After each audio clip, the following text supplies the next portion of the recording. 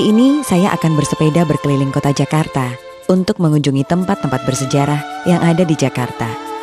Berbicara Jakarta, maka tidak lepas dengan Betawi, yaitu masyarakat asli Jakarta. Tujuan saya dalam perjalanan ini adalah mengenal lebih dekat sosok pahlawan Betawi Muhammad Husni Tamrin melalui Museum Muhammad Husni Tamrin. Sebelum menuju museum, saya akan awali perjalanan ini dari Kota Tua. Kota Tua Jakarta dikenal dengan sebutan Batavia Lama atau Oud Batavia, adalah sebuah wilayah kecil di Jakarta. Wilayah khusus yang memiliki luas 1,3 km ini melintasi Jakarta Utara dan Jakarta Barat. Titik awal ini untuk menelusuri keindahan Jakarta, kemegahan Jakarta, dan nilai sejarah kota Jakarta yang terbangun sudah jauh sejak dahulu kala. Diawali dengan berdirinya pelabuhan Sunda Kelapa yang cukup terkenal dan berubah nama Jayakarta, kemudian menjadi Batavia pada masa penjajahan kolonial Belanda, dan menjadi Jakarta pada masa kependudukan Jepang di Indonesia. Bangunan-bangunan tua ini hanyalah sebuah refleksi yang jauh berbeda dengan keadaan Jakarta saat ini yang semakin sibuk, padat, dan dinamis dengan predikatnya sebagai ibu kota negara dan sebagai kota metropolitan. Dari Kota Tua, saya akan melihat ikon kota Jakarta. Salah satunya adalah Patung Selamat Datang atau dikenal dengan Bundaran Hotel Indonesia. Semua orang yang ada di Jakarta sudah pasti tahu dengan monumen kolam air mancur Bundaran Hotel Indonesia atau yang lebih populer disebut dengan Bundaran HI. Bundaran yang menjadi pintu gerbang bagi para pengunjung Jakarta ini berada di pusat jantung kota Jakarta, tepat di tengah-tengah beberapa jalan utama di Jakarta. Bundaran HI terletak di ujung jalan utama sebagai poros bisnis di Jakarta, yaitu Jalan MH Tamrin, nama seorang tokoh Betawi yang merupakan pahlawan nasional. Sebagai balas jasa beliau, maka pada tahun 60, menurut Kepres 176 kalau tidak salah, Bang Husni diangkat sebagai pahlawan nasional. Untuk ini, sebuah jalan besar yang baru saja selesai dibangun menjelang Asian Games tahun 62, yaitu jalan yang menghubungi ujung dari Merdeka Selatan dengan jembatan Kebayoran. Sebelumnya jalan itu tidak ada, jalan besar yang nanti akan berakhir di air mancur yang dibangun dua gedung besar, yaitu gedung Hotel Indonesia di sebelah barat dan gedung Sarinah di sebelah timur yang letak tidak berapa jauh. Jalan itu dinamakan Jalan Muhammad Husni Tamrin, sebuah jalan protokol besar, bergengsi, dan dikenal oleh hampir semua rakyat Indonesia untuk mengenang Pak Husni Tamrin.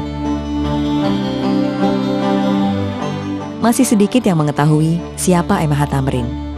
Siapa MH Tamrin sebenarnya dan bagaimana kiprah MH Tamrin dalam perjuangan kemerdekaan Indonesia. Oleh karenanya, kali ini saya akan mengunjungi Museum MH Tamrin yang menyimpan kisah-kisah perjuangan Muhammad Husni Tamrin.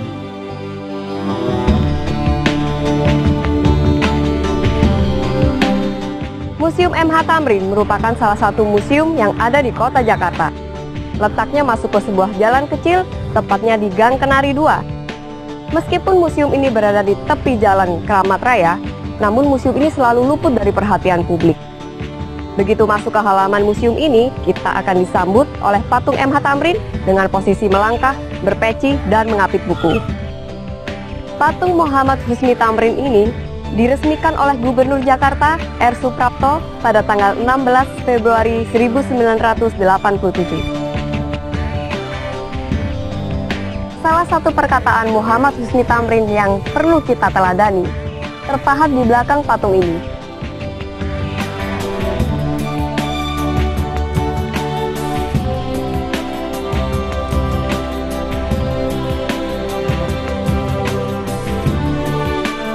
Museum ini merupakan bangunan yang dahulunya dibeli dari seorang berkebangsaan Belanda, Meneer de Haas, yang digunakan untuk tempat pemotongan hewan dan tempat menimbun buah-buahan dari Australia yang didistribusikan atau dikirim ke kantor-kantor instansi Belanda yang ada di Batavia atau Jakarta. Kemudian, gedung ini dibeli oleh M.H. Thamrin pada 12 Maret 1927.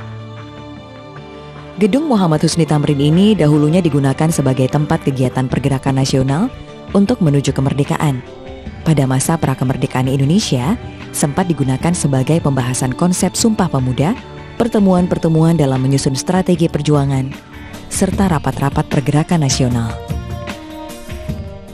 Gedung ini dahulunya juga digunakan sebagai Sekretariat Permufakatan Perhimpunan-Perhimpunan Politik Kebangsaan Indonesia atau PPPKI. Gedung ini juga memiliki peranan penting dalam lahirnya lagu kebangsaan Indonesia yang konsepnya dibuat oleh Wage Rudolf Supratman. Biola ini adalah replika biola W.R. Supratman yang menciptakan lagu Indonesia Raya. Gedung ini juga dipergunakan untuk bermacam-macam kegiatan. Di antaranya, digunakan oleh W.R. Supratman membuat konsep lagu Indonesia Raya dan kemudian diperdengarkan menggunakan biola secara instrumental tanpa vokal dalam rapat para tokoh pergerakan nasional. Dalam setiap pertemuan yang diadakan di Gedung Permufakatan ini, W.R. Supratman selalu memperdengarkan instrumen lagu Indonesia Raya sebelum diperdengarkan kepada masyarakat secara luas.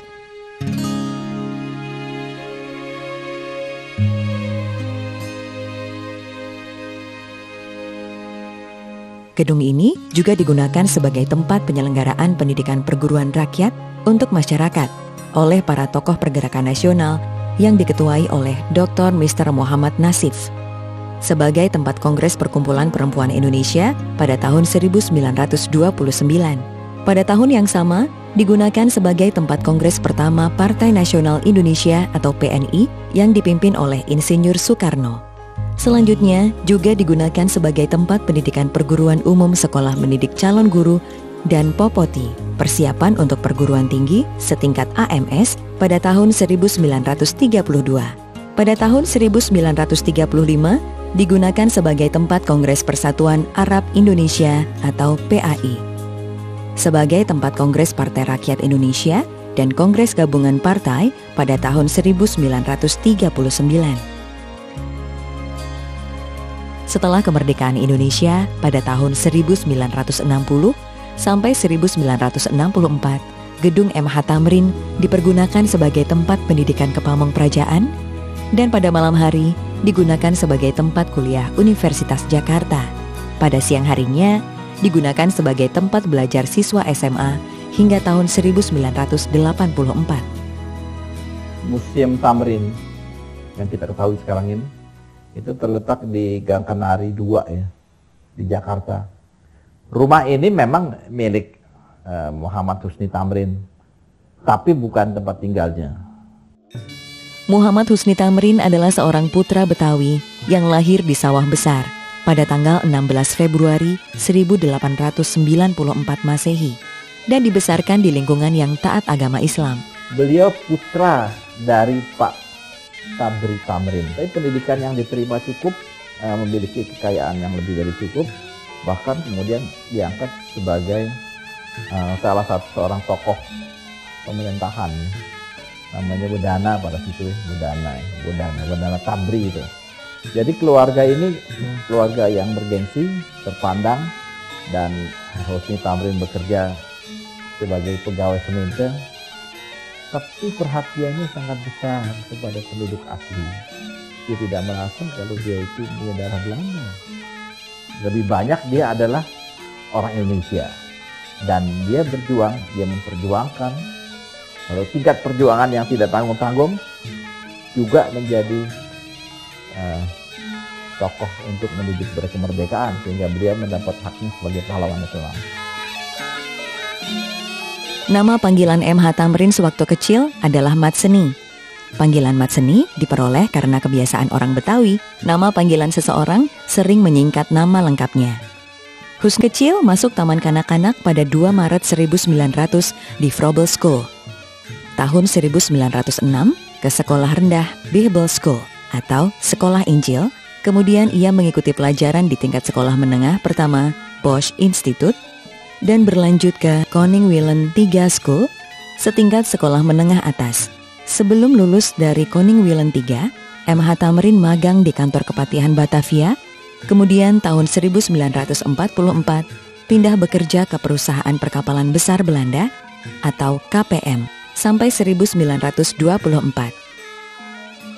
Pada masa inilah Husni mulai aktif dalam organisasi dan mengikuti perkembangan pergerakan pemuda Indonesia seperti Rapat Budi Utomo tahun 1915 dan Kongres Pemuda tahun 1926. Lantaran dia memang anak seorang wedane, anak orang pangkat-pangkat, orang Betawi bilang, maka dia mampu bersekolah di sekolah-sekolah unggulan saat itu, sekolah Belanda ya. Koning Willen III itu dia tamat di situ dan dia akhirnya mampu menguasai bahasa-bahasa, terutama bahasa Belanda, dan kemampuan berbahasa itulah kemudian dia tularkan, dia aplikasikan dalam kehidupan sehari-hari. Sehingga dengan kemampuannya fleksibel tadi, kemudian ajer, membuat orang senang, dia dipercaya oleh salah satu perusahaan besar saat itu, yaitu perusahaan pelayaran gitu ya, perusahaan pelayaran ya, KPM gitu ya.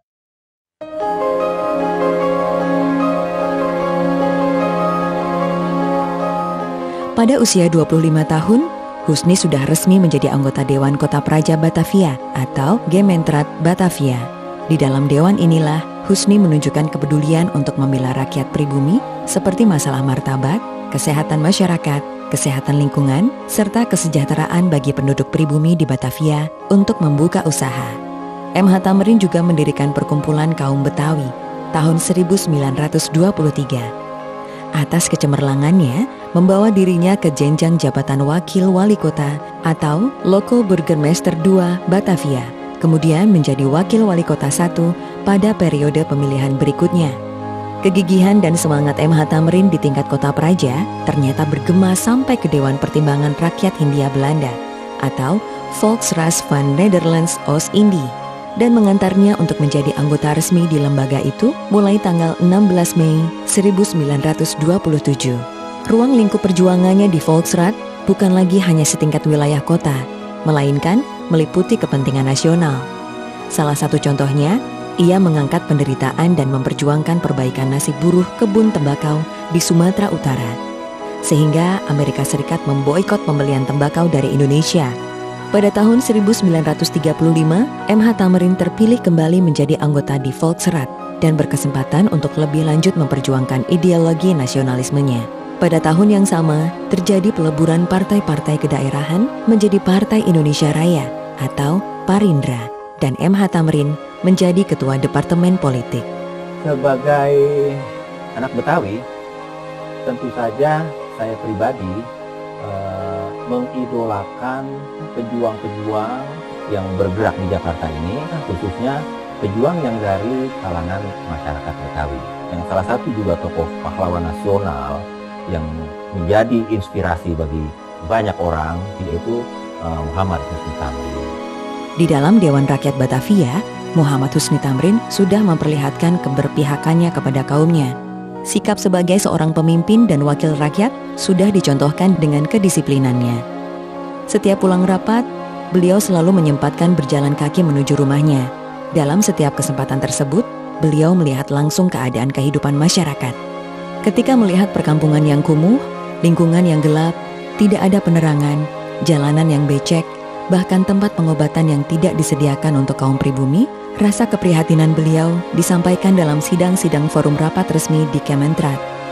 Kemudian, ketika dia meningkat lagi menjadi anggota Volksraad, anggota DPR, dia juga melakukan hal yang sama. Hasil turbanya dia, hasil turun ke bawahnya dia itu dia sampaikan dalam rapat-rapat di Volksraad. Bang Thamrin lah yang juga sangat percaya diri dengan bahasa dia. Di dalam Volksraad itu, dia nggak mau pidato resmi dengan bahasa Belanda. Jadi banyak hal yang kita bisa tiru dan sampai saat ini masih sangat relevan.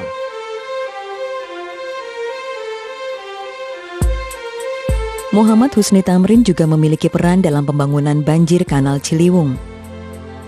Kritik Muhammad Husni Tamrin kepada pengelola kota Batavia tentang kondisi Kali Ciliwung harus dipelihara sebaik-baiknya. Karena selain dia menjadi sumber lalu lintas saat itu, tapi juga dipelihara supaya tidak menimbulkan dampak yang negatif. Sungai yang membelah kota Jakarta itu akan menimbulkan banjir dan juga yang lain-lainnya lagi. Hingga atas dasar gagasan dan keprihatinannya, akhirnya banjir kanal tersebut dibangun dan masih dirasakan manfaatnya hingga sekarang. Program yang dia usulkan di Gementrad itu bertujuan kepada perbaikan rakyat, kesehatan, penerangan jalan, perbaikan gorong-gorong, perbaikan saluran air, mendirikan sekolah, dan hal-hal yang memang saat itu dibutuhkan oleh rakyat. Tokoh M.H. Tamrin adalah seorang tokoh pejuang yang luar biasa, yang sangat cerdas dan sangat berpikir ke depan. Pemikirannya luas. Dalam perjuangannya memerdekakan Indonesia, beliau memilih cara yang tidak umum dan tidak populer. Beliau justru memilih cara yang kooperatif, yaitu masuk ke dalam Volkskrant. Gedung yang dulunya lebih dikenal dengan Gedung Permufakatan Nasional ini, kini lebih dikenal dengan nama Museum M.H. Tamrin. Museum yang menyimpan koleksi benda-benda peninggalan masa perjuangan M.H. Tamrin. Gedung ini dihibahkan keluarga Muhammad Husni Tamrin kepada pemerintah DKI untuk digunakan sebagai museum yang menyimpan dokumentasi perjuangan Muhammad Husni Tamrin. Mengenai Museum Husni Tamrin, sebetulnya itu dalam sejarah kan terjadi berbagai kekacauan, ya. Jadi sempat diambil alih oleh yang tidak berkepentingan, sehingga akhirnya pemerintah DKI mencoba untuk mengembalikan lagi fungsi dari museum itu, lalu menghubungi almarhum ibu saya. Almarhum ibu saya itu sangat percaya pada perjuangan bapaknya, dan dia sangat kagum pada ayahnya. Sehingga ketika pemerintah DKI mengatakan apa yang mesti kami lakukan karena gedung ini adalah sebetulnya milik keluarga, tapi ibu saya masih mengingat bahwa bapaknya menyerahkan museum itu kepada bangsa Indonesia. Jadi beliau nggak minta apa, saya serahkan sebagai pemerintah DKI untuk digunakan sebaik-baiknya dengan harapan, ya, supaya masyarakat Indonesia, terutama kaum Betawi, ingatlah ada seorang pejuang yang punya pemikiran besar, yang tidak hanya berpikir untuk kepentingan dirinya sendiri atau kesukuannya, tapi berpikir mengenai seluruh Indonesia dan betul-betul kesejahteraan masyarakat dan perjuangan akan kemerdekaan Indonesia.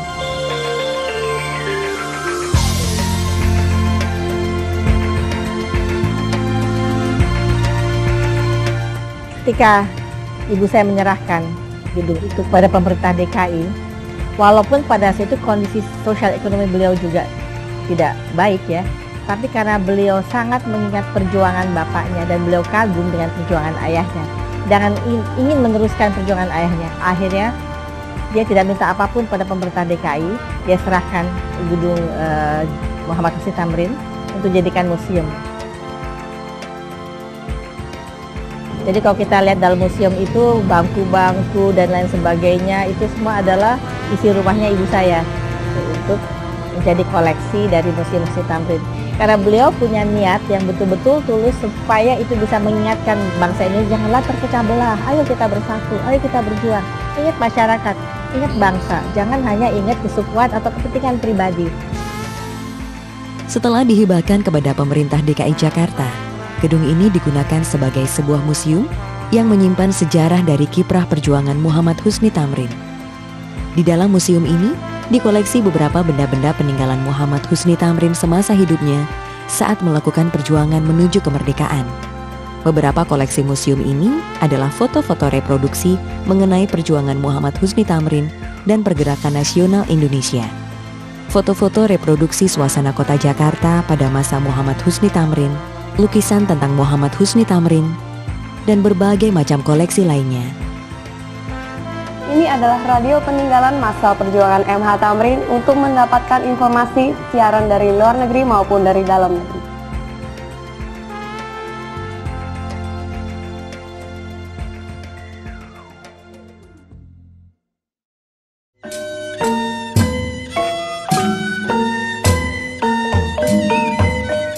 Di dalam ruangan ini, bersama dengan Ki Hajar Dewantara, MH Thamrin mendirikan satu pendidikan di mana orang-orang Betawi bebas mengembangkan kemampuannya.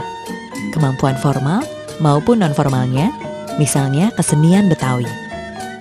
Museum ini juga menyediakan ruang audiovisual yang digunakan untuk pemutaran film-film dokumenter perjuangan pada masa lalu. Melalui media film tersebut, diharapkan para pengunjung dapat mengerti dan memahami perjuangan bangsa Indonesia melawan penjajahan.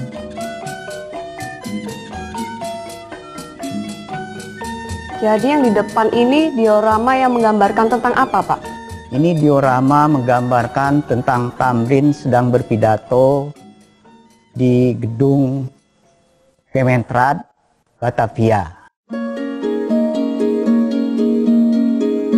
Diorama kita sudah memiliki itu ada 2 diorama pada saat MH Thamrin sidang di Poskrat. Kemudian juga pada saat Bang Husin Thamrin itu sakit.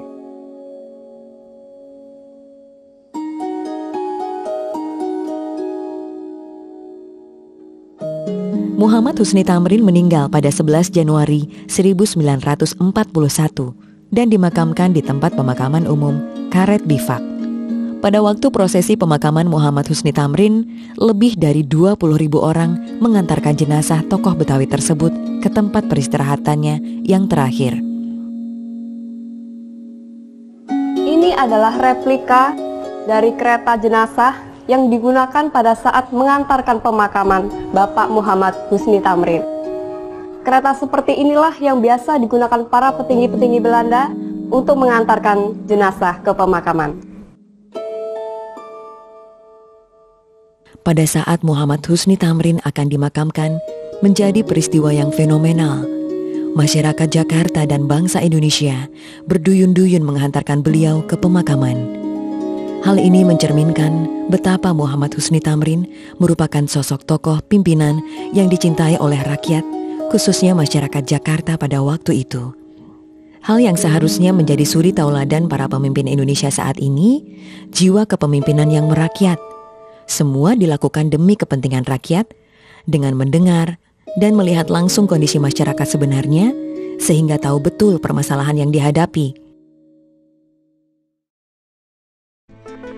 Untuk mengenang perjuangan Muhammad Husni Thamrin, pada tanggal 28 Juli 1960, pemerintah Republik Indonesia melalui Presiden Soekarno menganugerahkan kepada Muhammad Husni Thamrin penghargaan sebagai pahlawan nasional dan menggunakan rumah peninggalannya yang dihibahkan kepada pemerintah DKI Jakarta sebagai museum. Sosok Muhammad Husni Thamrin merupakan tokoh Betawi Jakarta yang berjuang tidak pada wilayah kecil komunitas Betawi saja, namun juga terjun ke dalam Volkskrad. Thamrin juga berpikir untuk berjuang untuk hari depan bangsa. Sosok Muhammad Husni Thamrin merepresentasikan tokoh Betawi Jakarta pada tatanan politik tingkat nasional.